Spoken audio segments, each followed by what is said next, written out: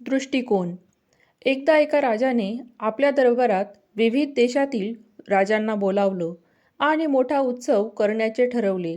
या उत्सवात आपल्या राजगुरूंना देखील त्याने आमंत्रित केले.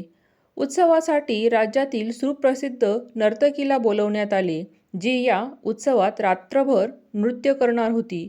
राजाने काही सुवर्णमुद्रा आपल्या राजगुरूंना दिल्या आणि बोलला की, गुरुजी, जर तुम्हाला नर्तकीचे नृत्य चांगले वाटले तर तिला पुरस्कार म्हणून या सुवर्णमुद्रा द्या. कारण राजगुरूंकडे स्वतःचं काही धन नव्हतं. पूर्ण रात्रभर नर्तकी नृत्य करत होती. जेव्हा सकाळचा ब्रह्ममुहूर्त होता तेव्हा तबला वाजवणारा व्यक्ती अत्यंत थकला होता. त्याला आता झोप लागायला लागली होती आणि नर्तकीही तर नाचतच जात होती. तिचे लक्ष तबला वाजवणाऱ्या व्यक्तीकडे गेले. तिने बघितले की तबलावाल्याला झोप लागत आहे. आता तिला वाटले की तबलावाला जर झोपला तर राजाला राग येईल आणि तो त्याला शिक्षा करेल. म्हणून त्याला सतर्क करण्यासाठी नर्तकीने एक दोहा म्हटला, घनी गई थोडी सी रही या में पल पल जाए, एक पलक के कारण यूं ना जन्म गवाए. जसा नर्तकीने हा दोहा म्हटला, तबलेवाला सतर्क होऊन गेला. तो पूर्वीसारखा संगीत वाजवू लागला. हे पाहून राजकुमार पळत पळत त्या नर्तकीकडे आला आणि आपला स्वतःचा मुकुट त्याने नर्तकीच्या चरणांवर अर्पण केला आणि बोलला की हा मुकुट माझ्याकडून तुला भेट आहे. त्यानंतर राजकुमारी त्या नर्तकीकडे आली व तिनेही आपला सुवर्णजडित रत्नहार त्या नर्तकीला भेट स्वरूपात दिला. त्यानंतर राजगुरूही नर्तकीजवळ आले व त्यांच्याजवळ असलेल्या सर्व सुवर्णमुद्रा त्यांनी नर्तकीला भेट स्वरूपात दिल्या. हे सर्व पाहून राजाचे मन मात्र मानत नव्हते की हे सर्वजण नर्तकीला एवढ्या मोठ्या स्वरूपात भेट का देत आहेत.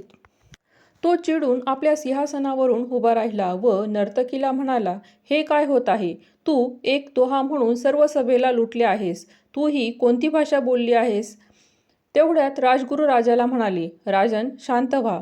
मी तुम्हाला सांगतो की नर्तकीने कोणता दोहा म्हटला आहे. गुरुजी म्हणाले, ही म्हणाली की घनी गई थोडी रही या में पल पल जाए, एक पलक के कारण यूं ना जन्म गवाए, यूं ना कलंक लगाए. तिने म्हटलेल्या दोहामुळे आमचे डोळे उघडले. यामुळे मी तिला सर्व सुवर्णमुद्रा दिल्या. मी मूर्ख होतो जो इथं आलो. पूर्ण आयुष्य देवाची साधना केली आणि शेवटच्या क्षणी मी कलंक लावण्यासाठी भोगविलासासाठी येथे आलो. आता मी माझा कमंडलू घेऊन जंगलाकडे जातो आणि भगवंताच्या ध्यानामध्ये रममाण होतो. असं म्हणून तिथून राजगुरू निघून गेले.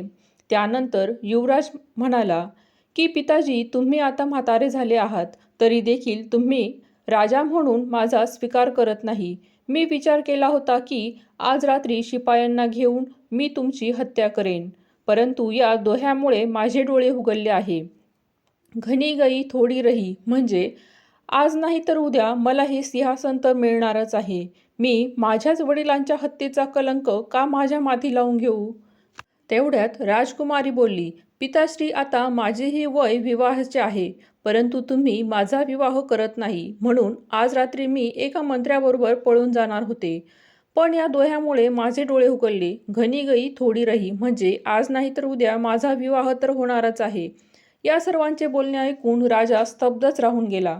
मग राजाने आपल्या मुलाला युवराजला पुढील राजा म्हणून घोषित केले. नंतर आपल्या मुलीला राजा बोलला की इथे अनेक देशांचे राजकुमार उपस्थित आहे. तुला पसंत असलेल्या राजकुमाराशी तू विवाह करू शकतेस. त्यानंतर राजाने पण राजपाट त्यागले आणि साधना करण्यासाठी तो जंगलाच्या दिशेने गेला. जेव्हा हे सर्व झालं तेव्हा नर्तकीने विचार केला की मी तर माझे पूर्ण आयुष्य नृत्यामध्येच घालवले. मला पण भगवंताचे स्मरण केले पाहिजे. त्यानंतर नर्तकीने देखील आपले नृत्य सोडून दिले व भगवंताच्या ध्यानामध्ये तीही लीन झाली. या कथेमधून आपल्याला असा बोध होतो की राजगुरू, राजकन्या तसे युवराज यांचा त्या दोह्याकडे बघण्याचा दृष्टिकोन हा वेगवेगळा होता. तसेच हा दोहा नर्तकीने तबला वाजवणाऱ्याचे प्राण वाचवण्यासाठी म्हटला. तिथे उपस्थित असलेल्या प्रत्येक व्यक्तीने त्यांच्या दृष्टीने या दोह्याचा अर्थ काढला.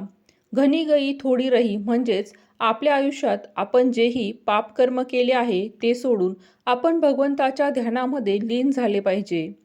व्हिडिओमधील कथा आवडली असेल तर लाईक करा, शेअर करा, सबस्क्राईब करा. धन्यवाद.